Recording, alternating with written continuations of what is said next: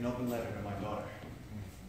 Baby, before anything else, I need to let you know that your father loves you. I live and I die for you because nothing will ever take away how much you truly mean to me.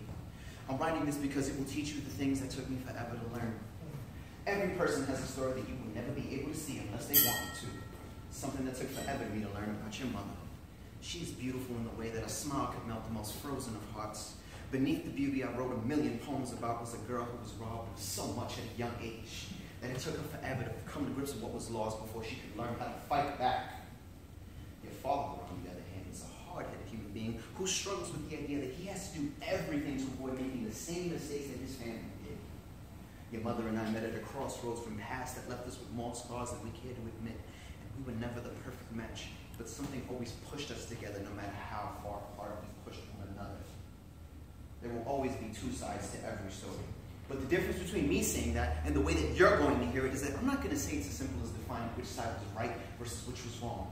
Sometimes what really matters is that both sides are going to struggle with the consequences of what was done, and the best that they can do is hope that they will survive the overwhelming reminders of what once was and the fear of what lies ahead. Simply put, life is complicated. It is full of blissful highs and the deepest of lows. It will show you moments that will define happiness and show you the darkest depths of everything you wish would never happen. The fact remains that these bad things do happen, no matter how hard we try to avoid them. Your mother and I were separated very slowly but surely, and I was doing everything to avoid it. I wasn't sleeping, I wasn't eating, all because I was working to try to stop time from moving. She tried to show me the error of my ways, fighting with everything in my soul, things that were clearly out of my control, trying my hardest to believe that I could handle all that I could not. Your mother tried to teach me that sometimes when you truly love someone, the best thing you can do for them is to let them be on their own. I'm writing this because I want you to know that your mother's decision was not one that I agreed with, but ultimately needed to accept because she was doing something that she knew was the best option for the both of us.